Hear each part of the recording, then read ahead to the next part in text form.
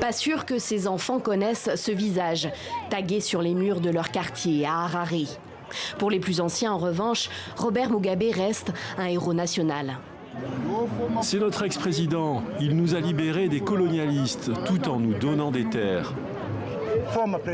L'ancien président Robert Mugabe est une icône révolutionnaire. Moi, si je parle un anglais correct aujourd'hui, c'est grâce à lui. D'autres Zimbabwéens gardent en mémoire les années sombres du règne de Robert Mugabe, en particulier ceux qui ont fui en Afrique du Sud. Ils sont plus d'1 million à vivre toujours là-bas. Et certains se souviennent des premières exactions dès les années 80 commises par les hommes de Robert Mugabe dans l'ouest du Zimbabwe. Moi, je ne ressens pas de tristesse à cause de ce qu'il a fait vivre au peuple du Matabeleland. J'ai perdu personnellement beaucoup de membres de ma famille et j'ai vu beaucoup de souffrance à cause de cet homme. On ne voulait pas vivre ici. On est venu ici à cause de ce que Mugabe faisait subir à notre pays, le Zimbabwe. C'est pour ça qu'on est ici. Moi, personnellement, je suis heureuse qu'il soit mort.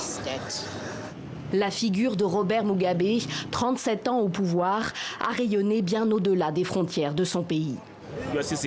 Ici en Afrique, quand on reste au pouvoir trop longtemps, on est perçu comme un dictateur. Mais je ne peux pas dire qu'il était un dictateur. C'était une personne intelligente, avec de vraies qualités de dirigeant. Dans la dynamique capitale économique nigériane, beaucoup moins d'indulgence. Le Zimbabwe est le seul pays au monde à avoir un billet d'1 milliard de dollars. Leur monnaie n'a aucun sens. Leur monnaie ne vaut rien en fait, parce que la politique économique de Robert Mugabe a été un échec. Dans son pays comme ailleurs sur le continent, Robert Mugabe laisse un souvenir ambivalent, icône indépendantiste pour les uns, despote pour les autres.